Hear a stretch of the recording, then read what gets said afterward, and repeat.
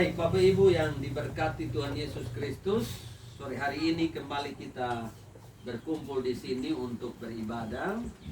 Kami yang dari Leoleba, jatahnya setiap bulan datang untuk beribadah bersama umat Tuhan yang ada di tempat ini, sekaligus melakukan perjamuan kudus ya buat jemaat yang ada di tempat ini. Nah, kami atau saya perlu menyampaikan permohonan maaf juga karena setiap kali kalau kami beribadah di sini pasti waktunya agak molor. Kenapa? Karena kami harus menyesuaikan dengan kegiatan yang ada di sana, lalu kemudian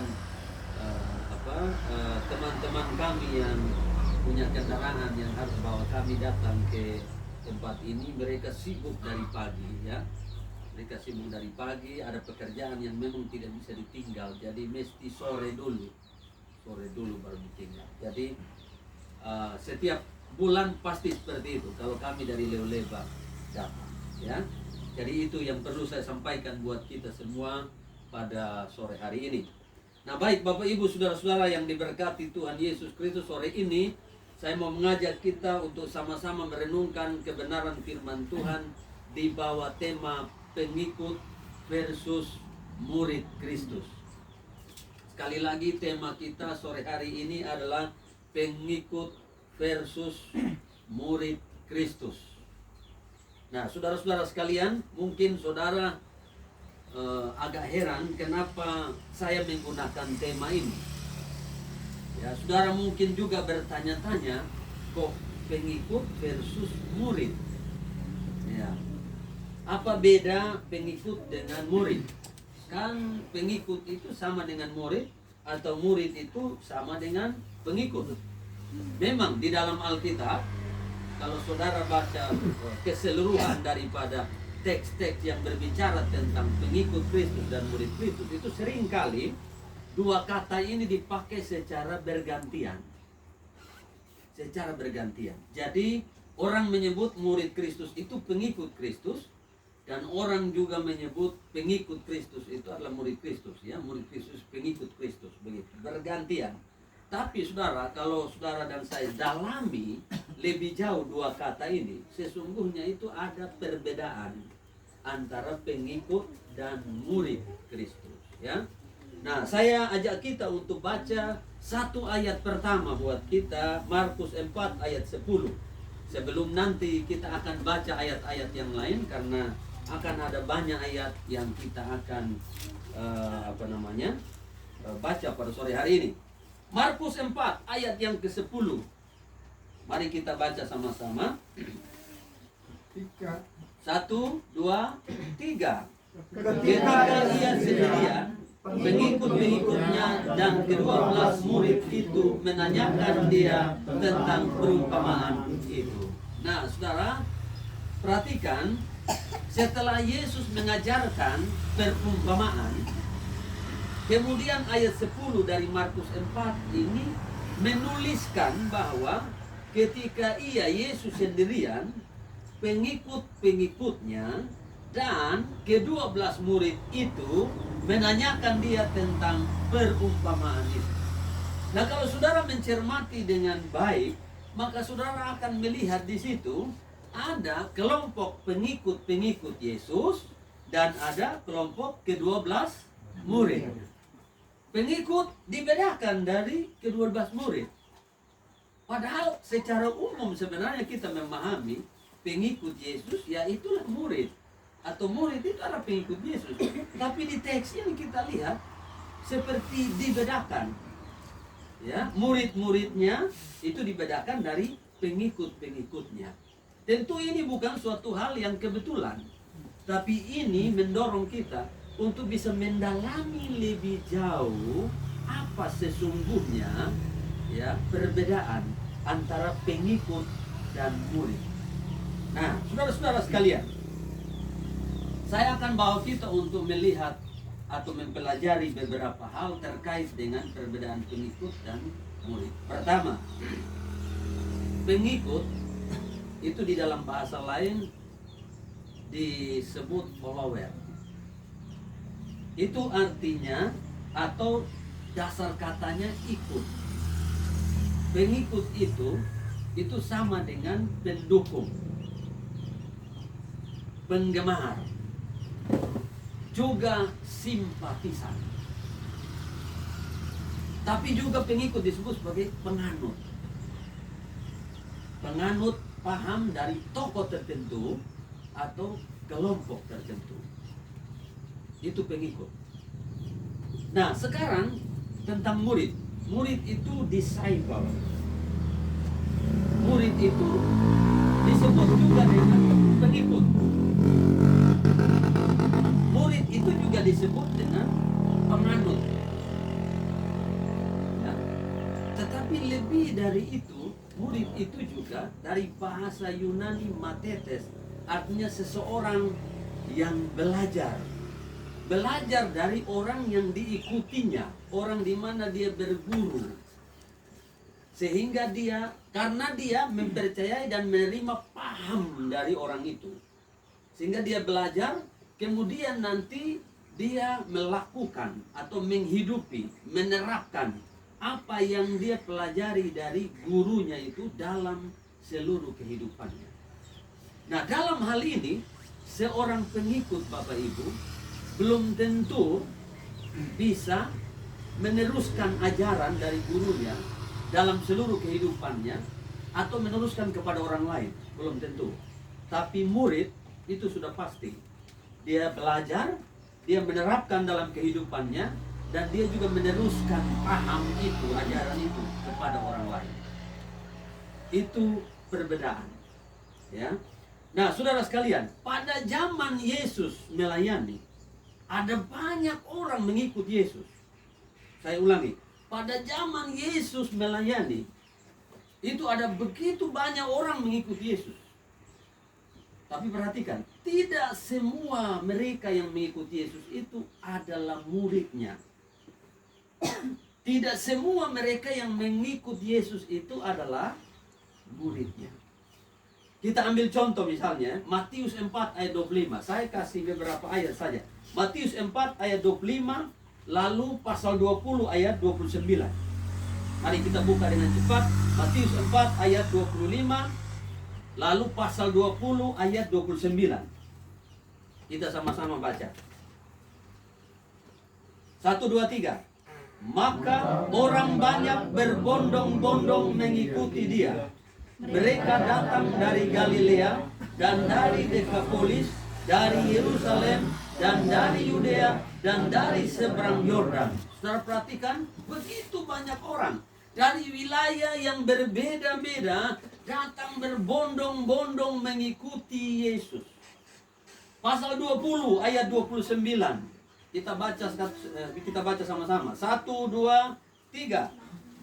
Dan ketika Yesus dan murid-muridnya keluar dari Yeriko, orang banyak berbondong-bondong mengikuti dia. Begitu banyak orang yang berbondong-bondong mengikuti Yesus pada saat Yesus dalam pelayanannya. Nah, sekarang kita lihat teks lain. Lukas pasal 9 ayat 49 dan 50. Lukas pasal 9 ayat 49 dan 50. Kita sama-sama baca lagi ya.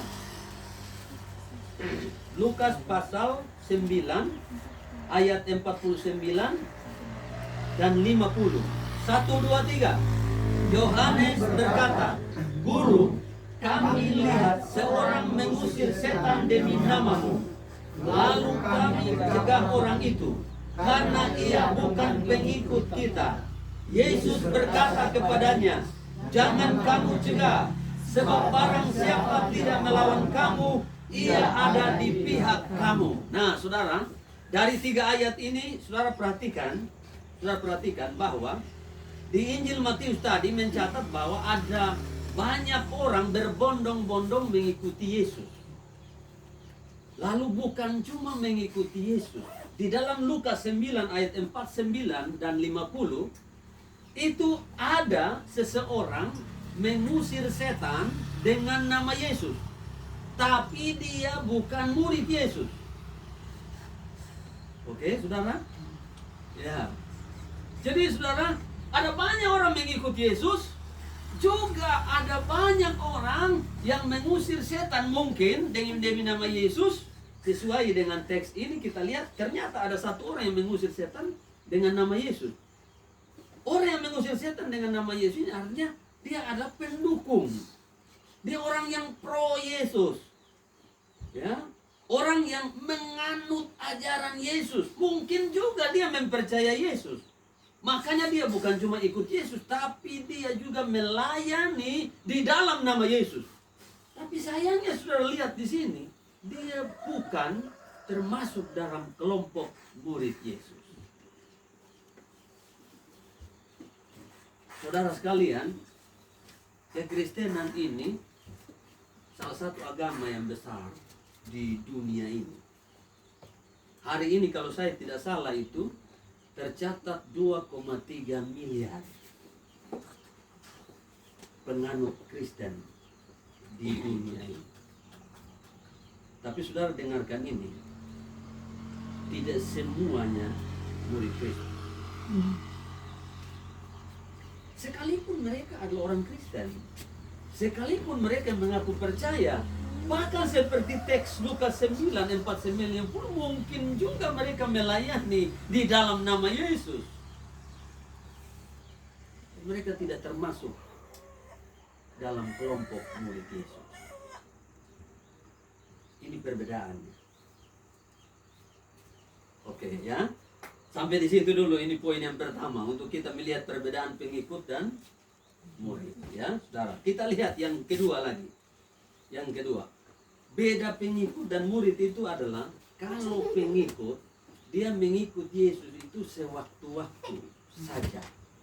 Kalau murid itu mengikut Yesus itu setiap saat, terus menerus. Yang berikut, kalau pengikut itu dia mengikut Yesus karena ada kepentingan. Tapi murid mengorbankan kepentingan demi ikut Yesus. Ini beda nih.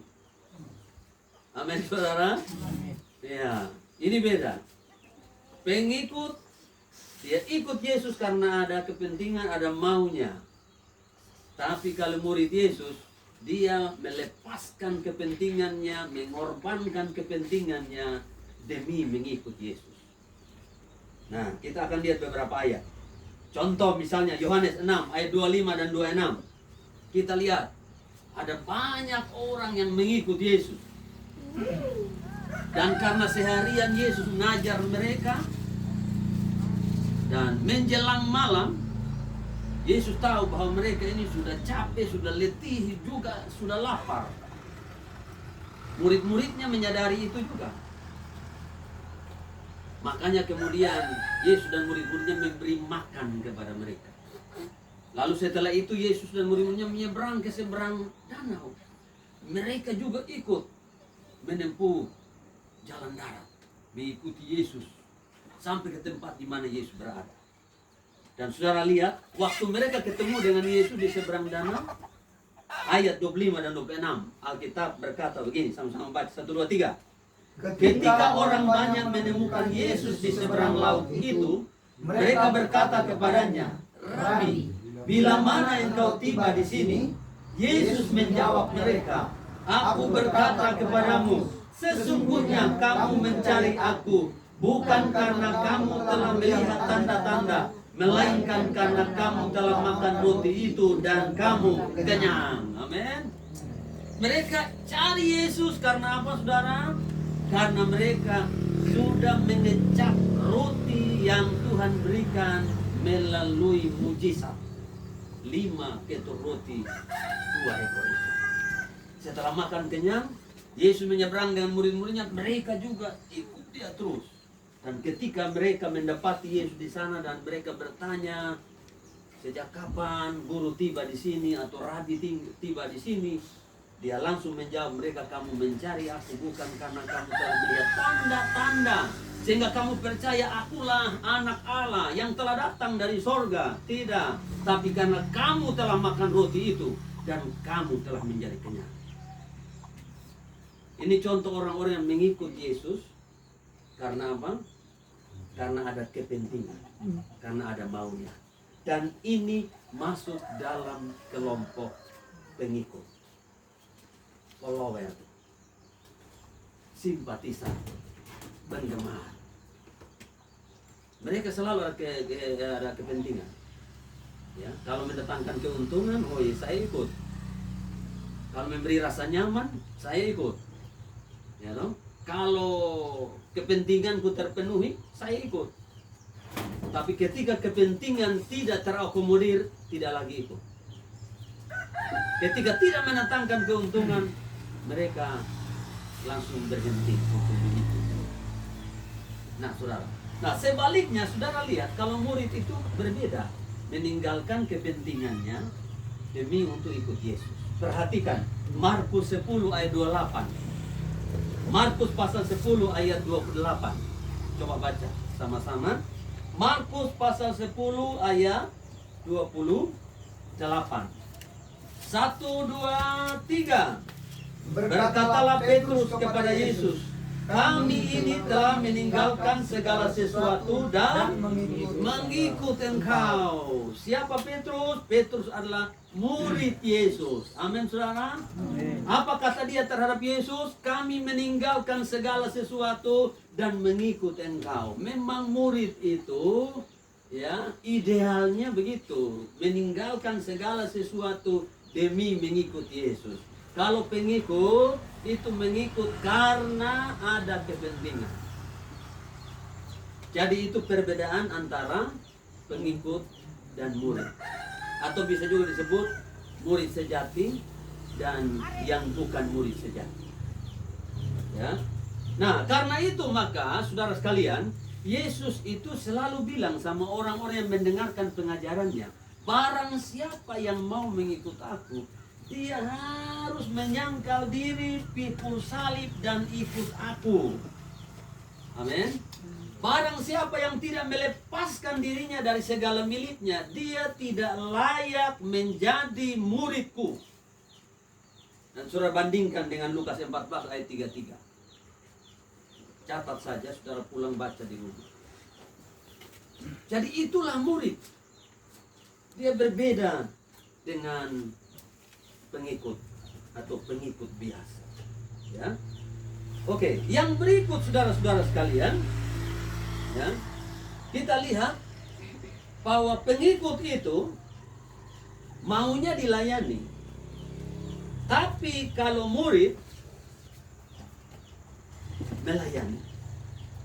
Sekali lagi, perbedaan daripada pengikut dan murid itu adalah kalau pengikut itu maunya dilayani terus. Tapi kalau murid itu melayani. Ya, murid itu dipanggil untuk mengambil tanggung jawab di dalam melayani. Kalau pengikut, dia ikut karena dia ada maunya, sehingga dia maunya itu adalah dilayani. Dilayani dan terus dilayani. Kalau murid tidak demikian. Murid itu adalah melayani, dipanggil untuk melayani. Karena itu saudara kalau baca di dalam Injil Matius pasal 14, waktu Yesus memberi makan 5.000 orang itu, saudara, seharian Yesus mengajar mereka dan mereka letih, mereka lapar. Menjelang malam murid-muridnya bilang sama Tuhan Yesus, suruh mereka pergi supaya mereka bisa mendapatkan makanan karena daerah ini sunyi. Tapi Yesus menjawab murid-muridnya, katanya, mereka tidak perlu pergi, kamu yang harus beri mereka makan. Jadi pengikut yang banyak-banyak itu, yang 5.000 orang itu, tidak termasuk perempuan dan anak itu mengikut Yesus, mendengarkan pengajarannya, bahkan seharian, Bapak Ibu. Ya. Sama juga dengan murid-murid, tapi perbedaannya adalah mereka itu datang untuk dilayani. Dilayani firman Tuhan, lalu dilayani juga makanan jasmani. Tapi murid dipanggil untuk melayani. Karena itu seorang murid itu perlu belajar, lalu kemudian mempraktekkan dalam hidup. tapi juga kemudian harus bisa membagikan itu kepada orang lain. Nah, karena itu gereja sesungguhnya tidak bisa menjadi gereja yang menghimpun pengikut. Bukan. Tetapi memuridkan.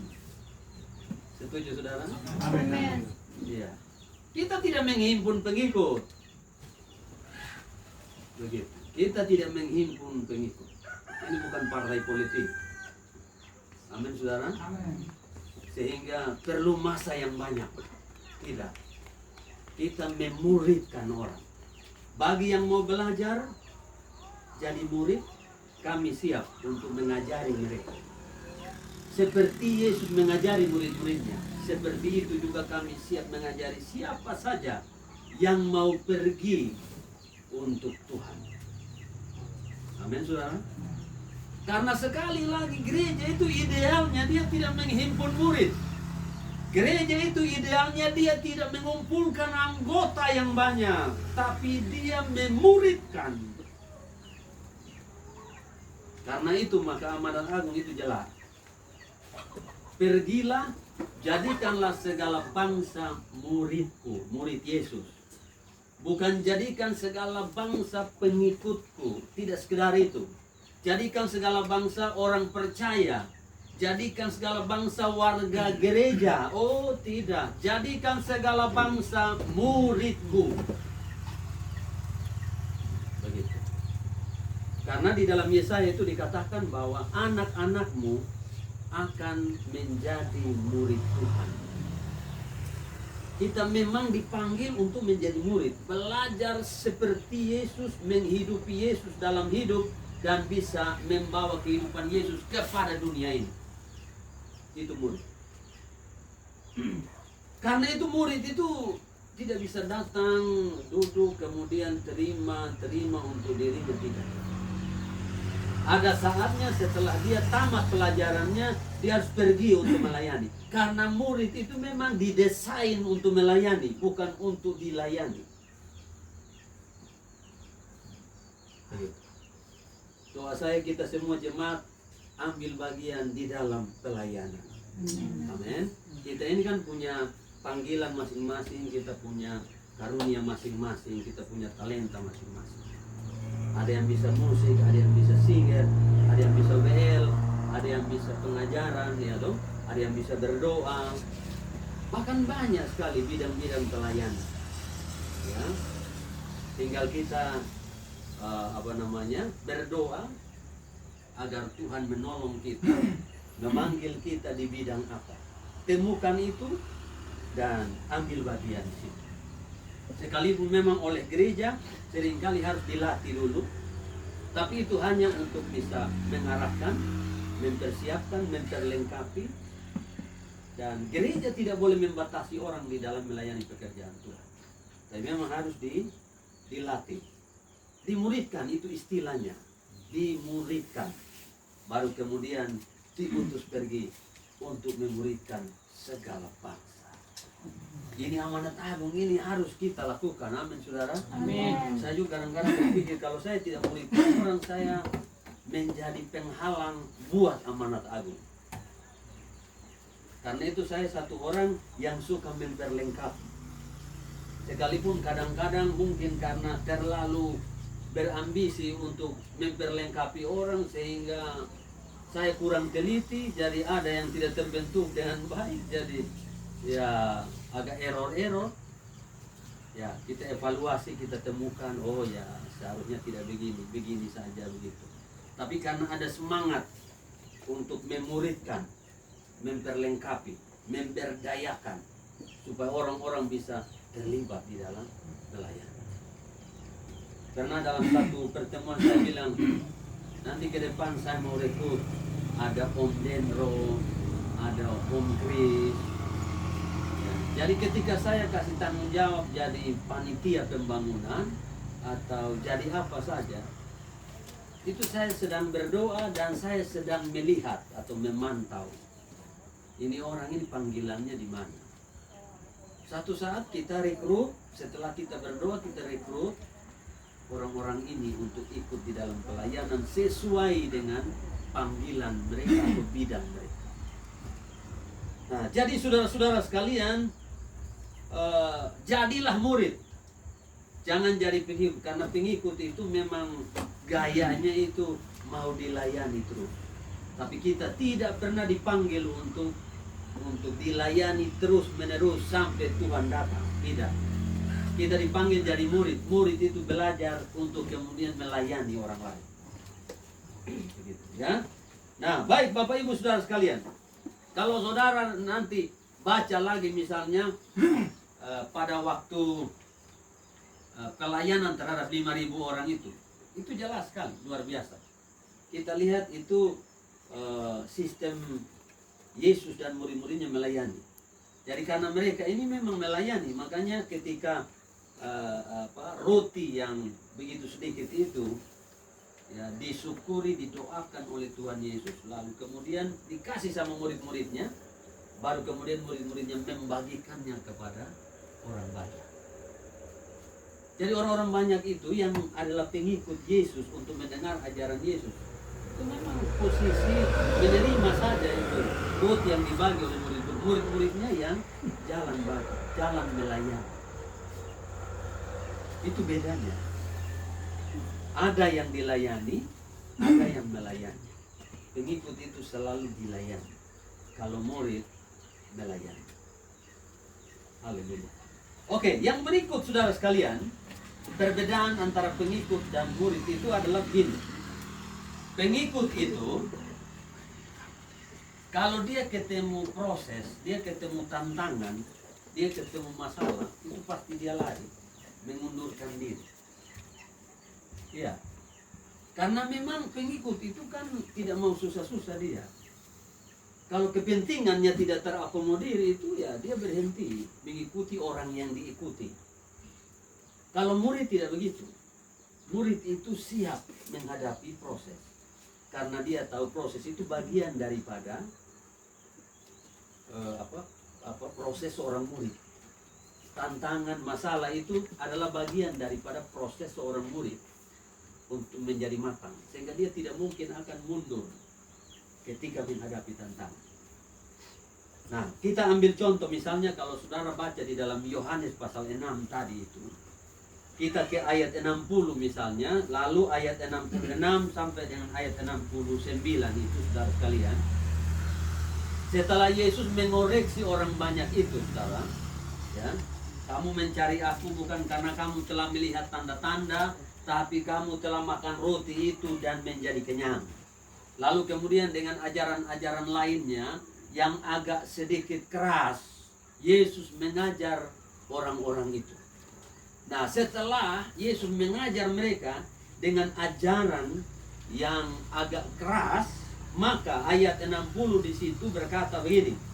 Sesudah mendengar semuanya itu, banyak dari murid-murid Yesus yang berkata, perkataan ini keras. Siapakah yang sanggup mendengarkannya? Oke, berikut. Mulai dari waktu itu, banyak murid-muridnya mengundurkan diri. Ayat 66 ya. Ya, ayat 66 sampai 69.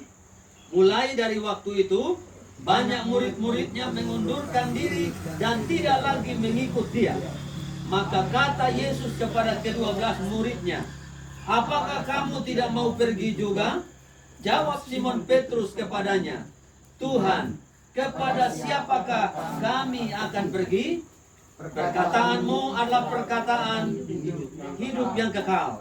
Dan kami telah percaya dan tahu bahwa engkau adalah yang kudus dari Allah. Amin.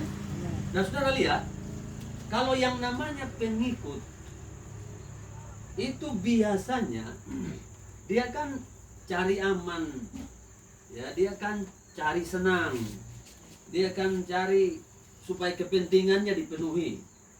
Nah, dia bukan mau dibentuk, dia ini bukan. Dia bukan mau diproses jadi baik, bukan. Makanya kalau ketemu pembentukan, proses, tantangan, masalah, didikan yang keras, yang namanya pengikut itu pasti mundurkan diri. Itu Pak. Kalau murid tidak, justru itu makanannya.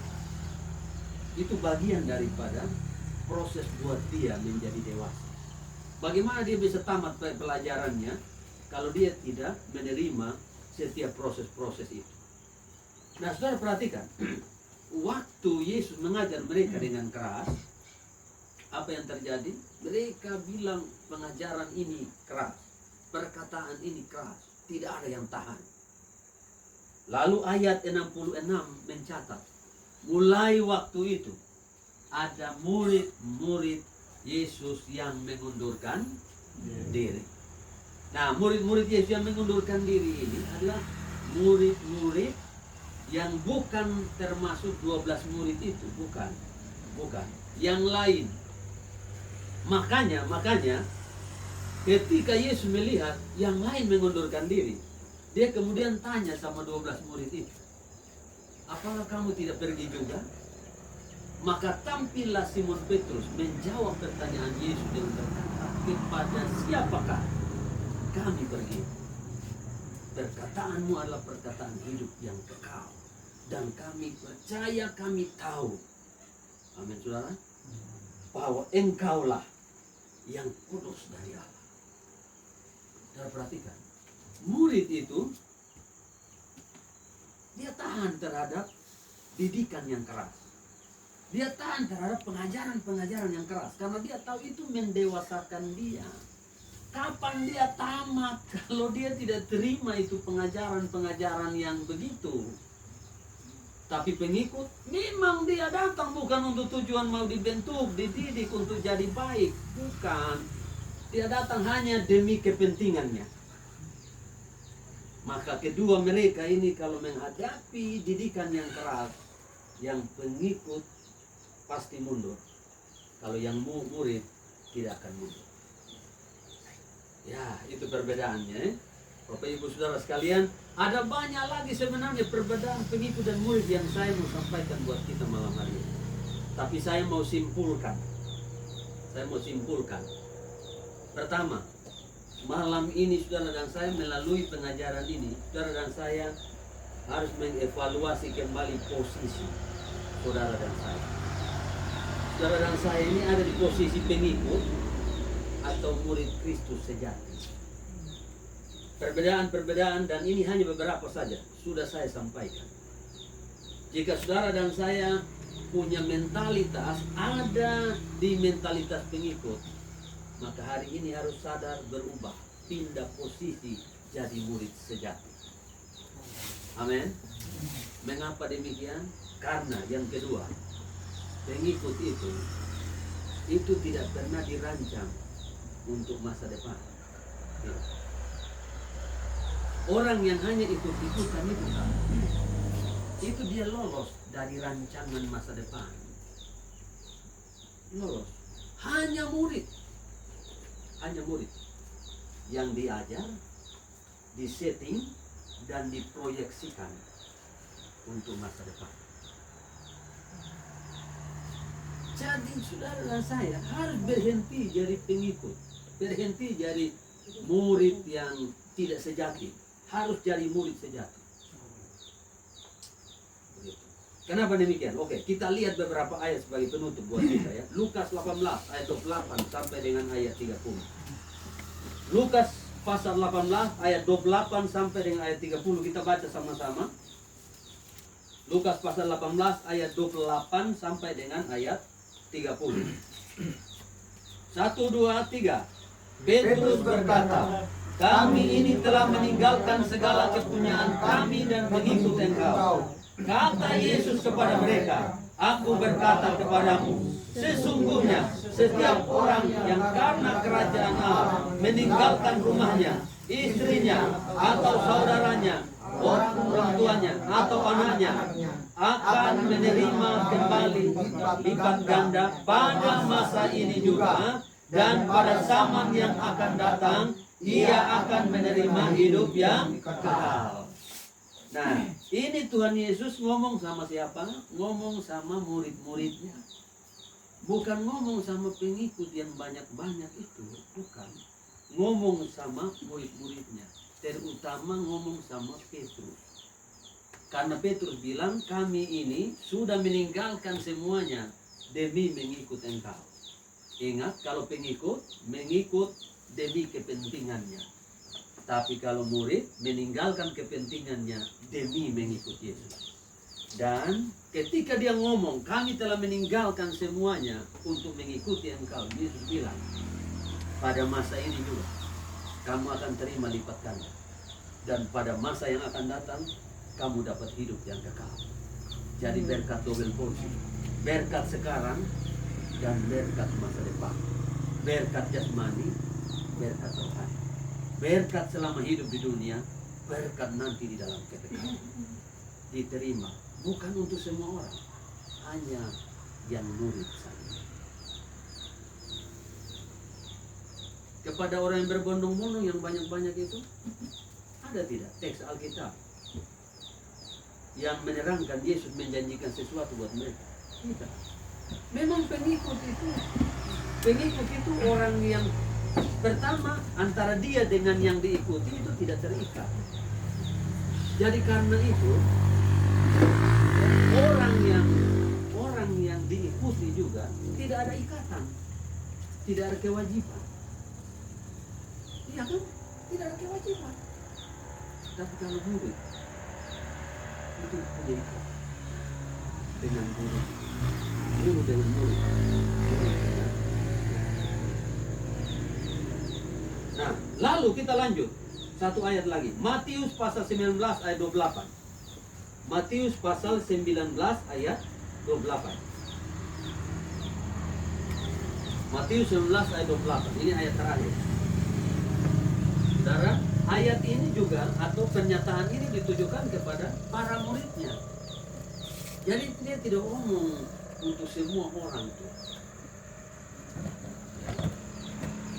Tidak, dia omong kepada murid-muridnya. Kita baca sama-sama. Matius 19 ayat 28. 1, 2, 3.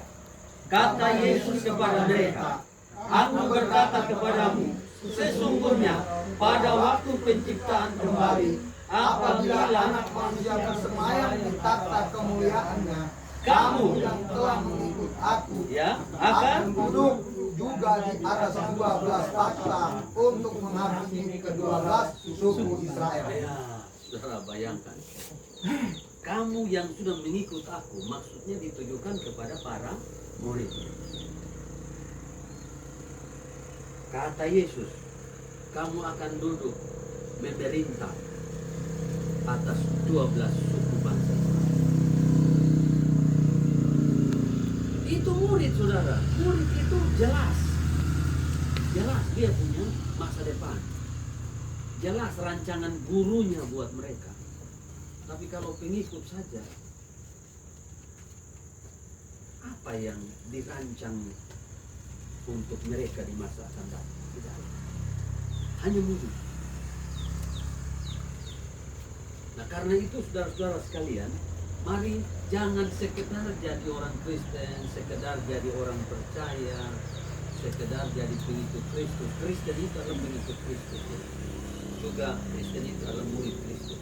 Tapi yang dimaksud di sini adalah murid Kristus sejati, bukan sekedar pengikut. Harus jadi murid Kristus sejati, yang menunjukkan perbedaan-perbedaan dari pengikut sebagaimana yang sudah saya jelaskan tadi dengan beberapa kebenaran firman Tuhan. Karena kalau tidak, saudara sekalian, saudara dan saya akan terhenti di satu titik. Terhenti di satu, sama seperti pengikut. Ya, ikut, capek, berhenti, mundur, pengikut yang lain. Itu ada begitu. Kepentingannya tidak terakomodir, ya sudah tidak. Tapi kalau seorang mau menjadi murid Kristus sejati, dia ikut Yesus bukan sewaktu-waktu. Seperti ketika Yesus dan murid-muridnya itu berjalan dari satu tempat ke tempat yang lain, orang dengar, orang mulai ikut. Jadi mereka mengikuti dia sewaktu-waktu. Ketika lewat di jalan, oh ya mari kita pergi ikut dia. Ketika dengar dia ada di sana, baru mereka pergi. Kalau murid Yesus itu mengikuti Yesus setiap saat, siang malam, bahkan makan minum bersama Yesus. Tidak ada waktu, tidak ada hari tanpa Yesus. Sekali Yesus tetap Yesus. Amin. Meski sangkal diri pikul salib, meski menderita, tetap ikut Yesus. Karena mereka tahu, itulah murid. Kalau pengikut, pasti mundur ketika tantangan salib mereka hadapi. Tapi murid dia tahu salib itu adalah bagian dari jalan hidup. Haleluya. Amin saudara. Oke. Nah saya tutup dengan kesaksian. Kemarin di Kota Baru juga saya tutup dengan kesaksian ini. Saudara tahu mungkin latar belakang dari lagu Mengikut Yesus Keputusanku. Tahu tidak saudara latar belakang daripada nyanyian ini? Mengikut Yesus keputusanku, mengikut Yesus keputusanku, mengikut Yesus keputusanku, ku tak ingkar, ku tak ingkar. Apakah saudara tahu latar belakang daripada nyanyian ini saudara? Latar belakang dari nyanyian ini adalah di tahun 1800-an di India bagian timur ada satu keluarga yang terdiri dari suami, istri dan kedua anak menerima Yesus sebagai Tuhan dan Juru Selamat. Nah, saudara, desa itu adalah desa yang betul-betul masih sangat kafir. Masih sangat kafir, belum ada orang yang beragama, bahkan belum ada orang yang percaya kepada Yesus. Hanya baru satu keluarga itu. Nah, ketika kepala suku di desa itu mendengar bahwa keluarga ini percaya Yesus, maka dia mengajak masyarakat desa itu mendatangi keluarga ini. Ya, mendatangi keluarga ini dan memaksa mereka untuk meninggalkan iman mereka kepada Tuhan Yesus. Kepala suku ini bilang sama si pria ini, sang suami atau sang ayah dari dua anak ini. Dia bilang, kalau kamu tidak meninggalkan imanmu kepada Yesus, maka kamu semua akan kubunuh. Nah, waktu dia ditantang oleh kepala suku untuk meninggalkan imannya kepada Yesus, apa yang dia katakan? Yang dia katakan adalah, mengikut Yesus adalah keputusanku. Aku tak mungkin ingkar. Itu. Nah, saudara sekalian, maka saudara sekalian, ada dua anaknya itu yang mereka sandra, lalu kemudian mereka bilang sama ayahnya ini kalau kamu tidak meninggalkan iman, dua anakmu akan kami bunuh.